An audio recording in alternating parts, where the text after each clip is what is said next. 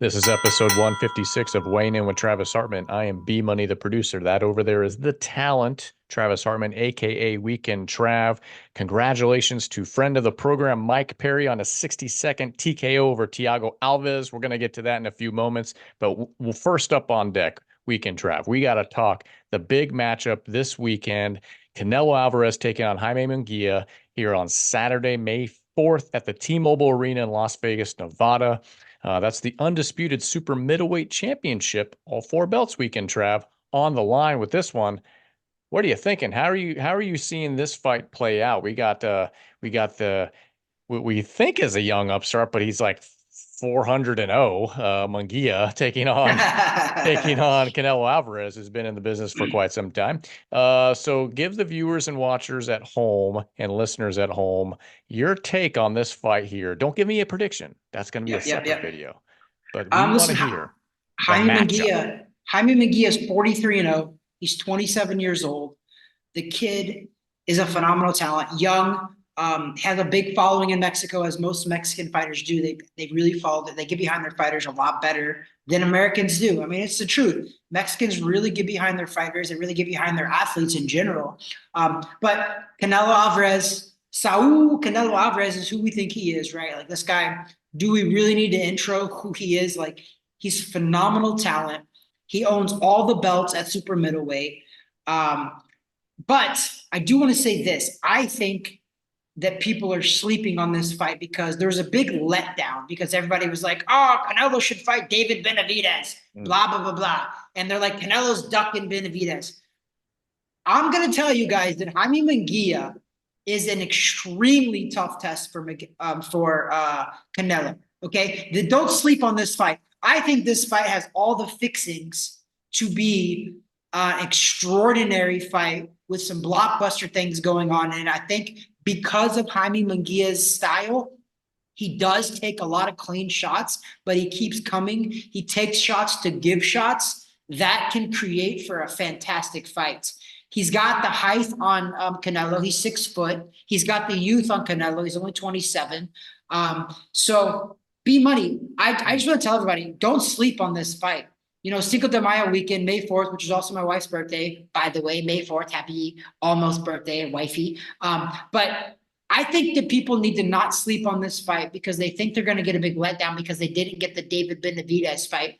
I think this is a fantastic fight. I think this is a deserved fight. Yeah, you've been high on this kid for quite some time. Just listen to the older episodes that we have. I think it might have been kind of your, prospect, not prospect, your fighter to watch coming up maybe a year or two ago. But you've been high on Jaime Munguia for quite a bit. And yeah, I think there was a little bit of a letdown.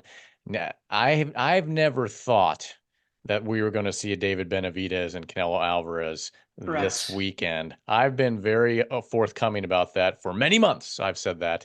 But you also circled this name in particular, and I don't think anyone was really expecting it. So I did call this big dogs. Yeah, it's an interesting matchup. It's so once again Saturday, 8 p.m., May 4th, DAZN. If you want to watch this thing, guess what? Pull out your wallets. You might want to pull out your Visa because this is $89.99.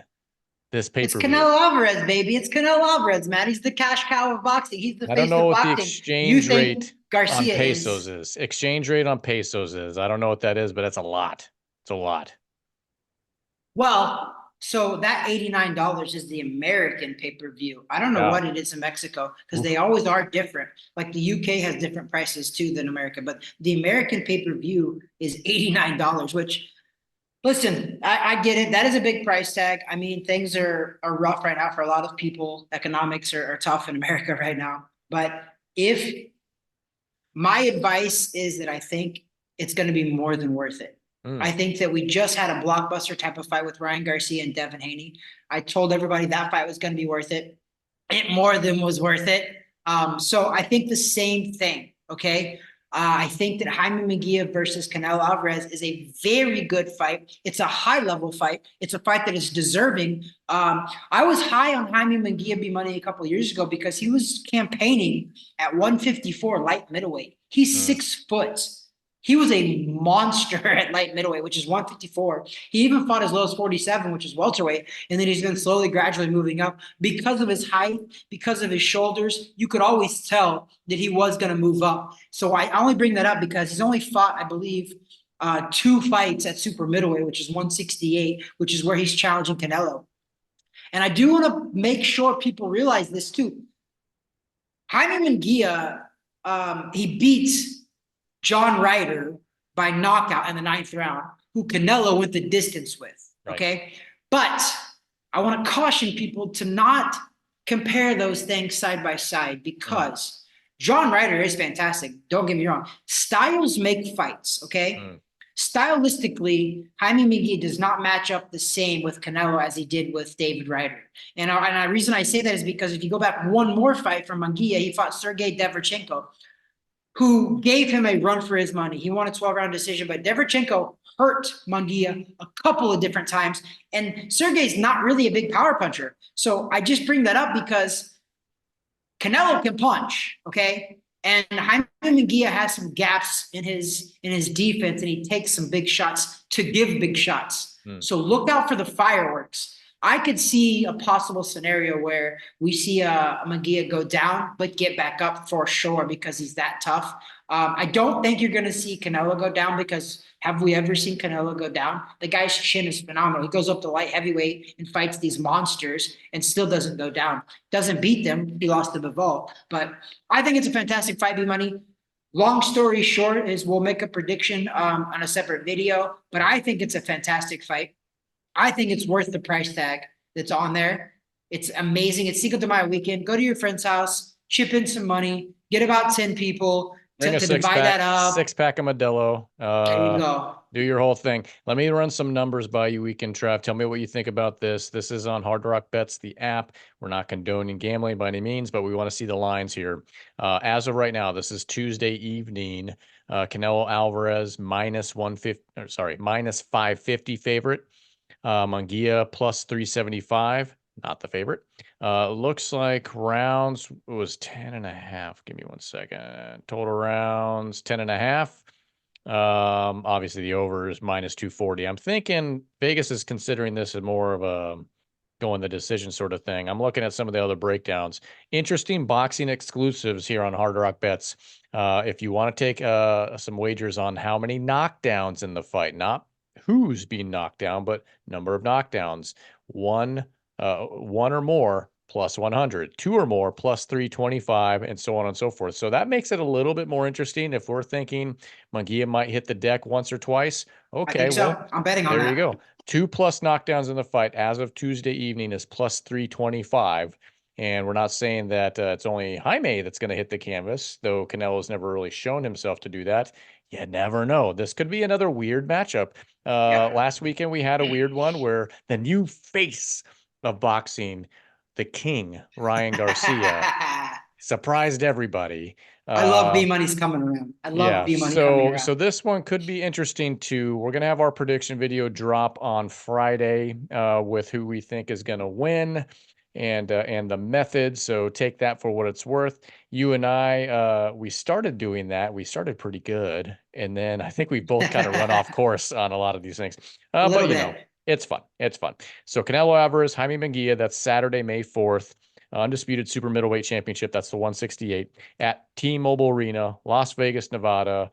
DAZN, 89.99, 8 p.m. on Saturday. Final word on this fight, and then we'll switch gears here. Weekend draft.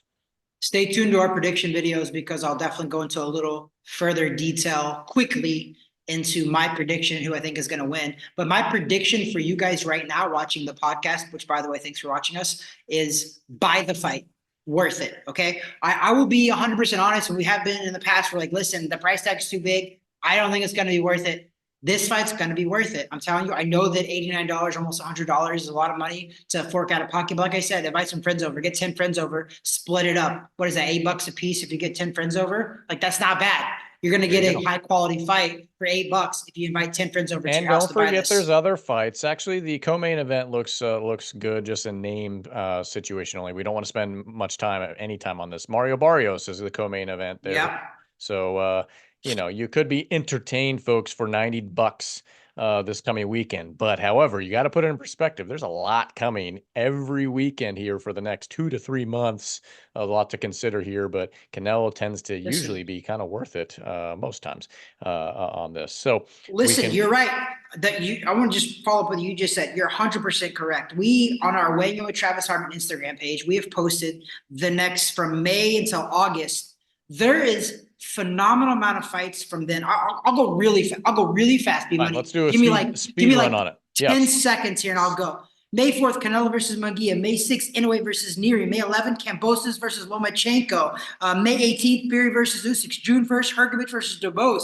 June 1st, Wilder versus Zhang. June 1st, Beterbiev versus Bivol. June 15th, Gervonta versus Frank Thomas. June 29th, Estrada versus Bam. Taylor Serrano, June 20th. Tyson versus Jake Paul, June 20th. August 3rd, Crawford versus Madrimov. We have phenomenal fights. And possibly Deontay Wilder versus Jared Anderson in August. So, yeah, guys, boxing's phenomenal. From May till August, I just gave you a quick rundown of amazing fights. Yeah, we got a lot of good stuff coming here. And then, oh, by the way, and we're not going to talk really about it right now, but oh, by the way, that heavyweight, or not heavyweight, but that matchup with Jake Paul and Mike Tyson is officially sanctioned, by the way. It is still 2-minute rounds, 8 rounds, but it will count towards the record of both guys. So interesting story. Gloves are 14 ounces now, right?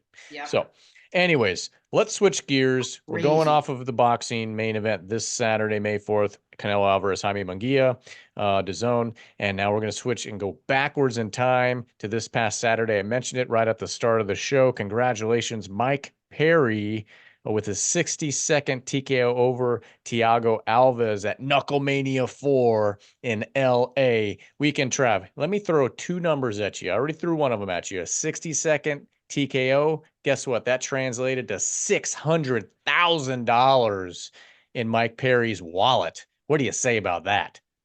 I'm happy for that guy. Yeah. That guy, of all combat sports veterans in the sport, in the world, I'm talking about all combat sports, he deserves it. Yeah, so he moves Mike Perry deserves it. He moves to 5-0 there with Bare Knuckle FC. He's the king of violence. That's his moniker. He is the king of violence. And this isn't my words, but his campaign of pain continues. And who knows, all comers. He's calling everybody out that he possibly can. No one, I said this morning to one Brian Price, who you interviewed not too long ago because he was there for a graduation, but also attended the fight. Shout out Brian Price. Appreciate the threads here from Wildcard. Speaking of, who's thanks, brother. Freddie Roach training Munguia right now. Yeah. So he was there at the fights, Brian Price, and live. My goodness, Weekend Trav. What do you? Mike Perry's going to call everybody out, and I said it this morning. That's what I was saying. This morning, I said this to Brian in the gym. I said, no one wants to fight this guy. No one. He's calling out Diaz. He's calling out. He was calling out Connor until Connor is now like co-owner of Bare Knuckle FC. Like, shh. Stop. Yeah. Yeah. So I mean, he's calling out whoever he possibly can, Darren Till and other guys. Who wants to fight this guy, Weekend Trav? Who wants to fight Mike Perry in this circle ring? Nobody. And nobody. I'm tired of people saying that Canelo Alvarez is ducking Benavidez. Mike Perry is the most ducked fighter in all of combat sports. Let's be fucking real right now. Let's be honest. Let's be honest. Mike Perry is the most ducked fighter in combat sports. Mike Perry calls out UFC fighters, calls out boxers, calls out bare knuckle fighters. Let's be honest now. He's the most avoided fighter of our era right now. That is a fact. You come at me with anybody else's name and I'm going to call you a bold-faced liar. Mike Perry, nobody, and let me tell you, nobody calls out Mike Perry. Do you know why? Because they don't want to fight the guy. Mike Perry has to call out people because Mike Perry has to sell fights because nobody wants to fight him. And for good reason. He's 5-0. He's undefeated in bare knuckle. This guy is a beast. Nobody wants to fight him. Even let's be honest. Jake Paul has hee-hawed around in the boxing ring He about knows fighting better. Mike Perry, and he This definitely is doesn't want. Instead, he's going to he fight a would 58-year-old Mike Tyson, he'd rather fight Mike Tyson over Mike Perry at this who's point. So 58 years old. yeah, so Mike Perry and he's dubbed himself this, and I believe it, not only the king of violence, but the king of bare knuckle fighting championship. Wow, 60 seconds, and I was really looking forward to this matchup. I thought it was going to be like just a brawl, a bloodbath. Thiago Alves has a good name behind him and a good strong backing in UFC back in the day too. So like two very Yeah. similar build dudes. I just thought it was going to kind of just get nasty, and Mike just outworked him, outboxed him for 60 seconds, and poof, done. It's over. Bink, Good. bada So bing, that bada boom. says a lot to his training. So Mike Perry definitely been training the stand up so much more consistently, and just it's gotten smooth, man. He's been getting really smooth in there, and it's great to see that. Um, very dangerous. This guy. Left, right, good night. Yeah. Yeah. What is it? Thumb down, man down. Yeah. Oh, wow. So that was Saturday Happy for weekend, the guy. Trav. Once Happy for again, that guy. congratulations, Platinum Mike Perry, on your $600,000 victory, 60 seconds. Man, that's a quick velocity of time to money. Good for you. I mean, how many? We need to do the math there. What's per second? I'm Per, B per Money. second. I'm gonna venture to say that I bet he cleared well over $1 million based on Oh, with everything leading into everything. that Yeah. fight. Yeah. I bet he's closer to a couple mil for But we're just sure. going off the listed for the 600. So that's, I mean, every second, dude, you're What was making he 10 making per grand, second? 10 grand a second. Not too bad. Not too bad. Wait. Oh wow. Yeah.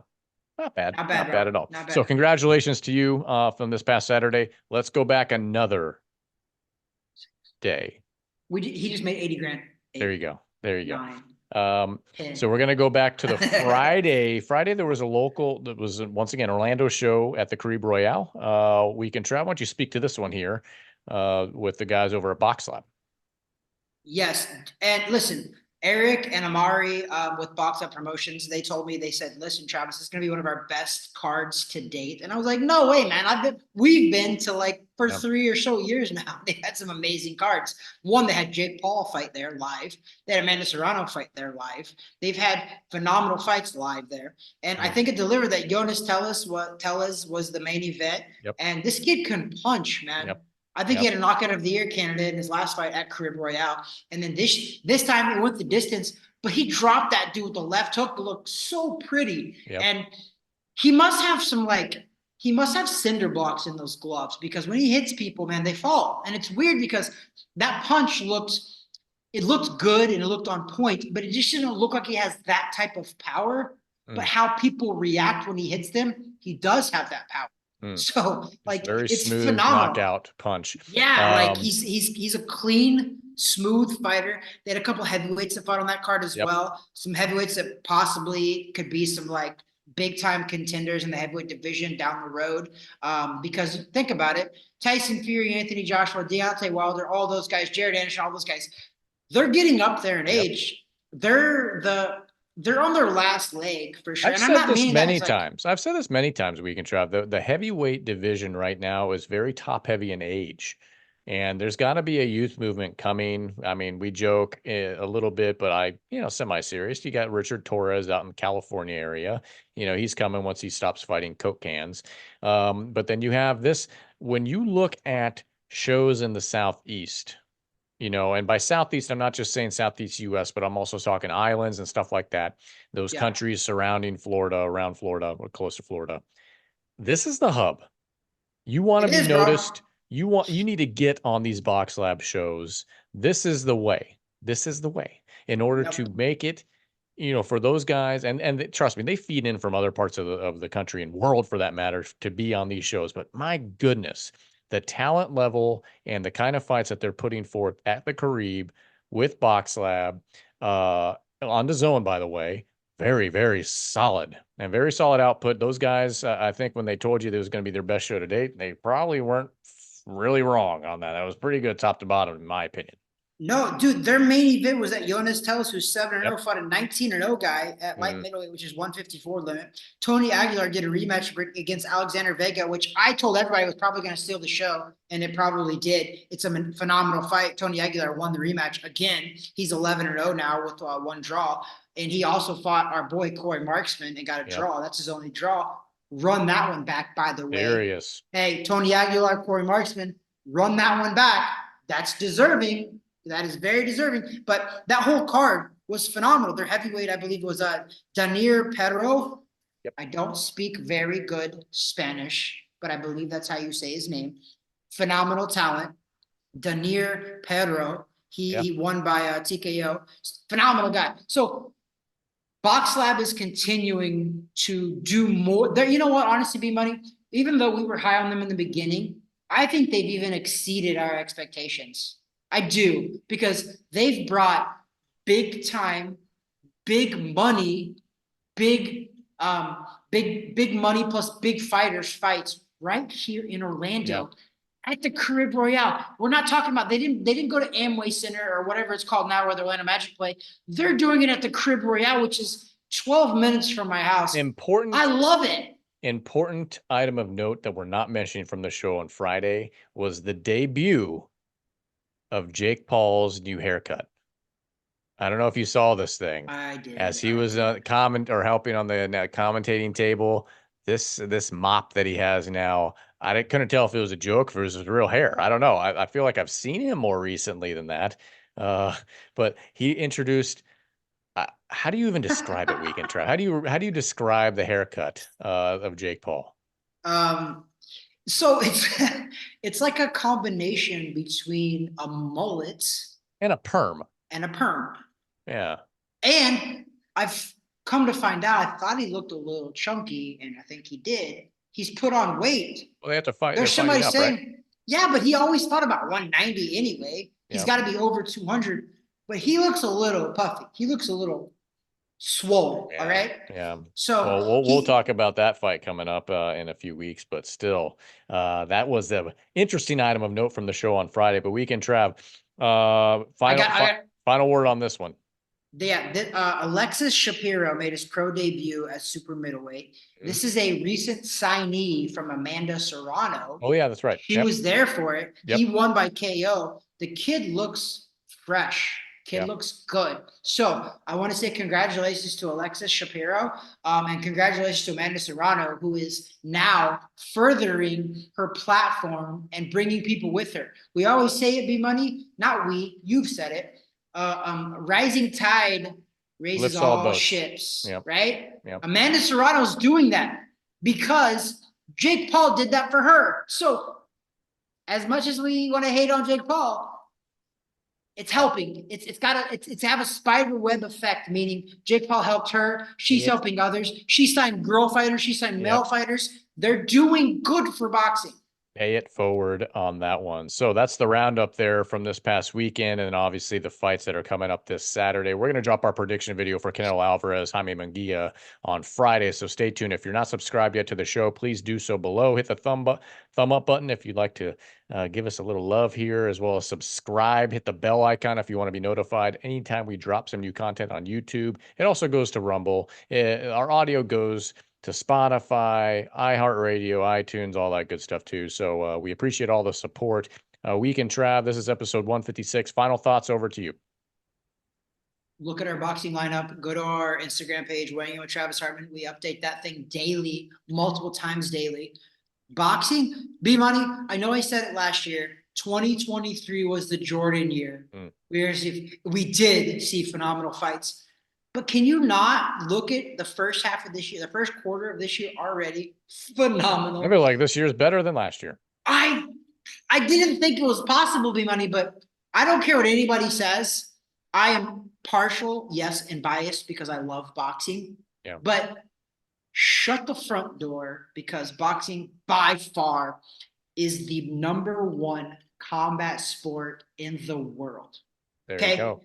You don't tell me anything else. Combat sports, boxing right now is the number one, and it's not even close. Them's It's fighting boxing words. and then the rest. Them's fighting words, and we want to hear the feedback to Weekend Trav stating that boxing is the number one combat sports, bar none, not even close. Stick it, cage fighting, stick it everywhere else. It's boxing. We want to hear the comments below. We want to hear it on the posts on Instagram, everywhere else. And that is the bottom line. And I'm going to close the show. Yeah, wait, I want to do a Conor McGregor thing real fast. Okay. And for that statement that I just made, that it's boxing and then everybody else, I would like to apologize to absolutely nobody. Boxing is number one. That over there is the talent Weekend Trav. That there is B Money, aka producer, the man, the myth, the legend, the man that makes this whole podcast go round. We love you, B Money. God bless.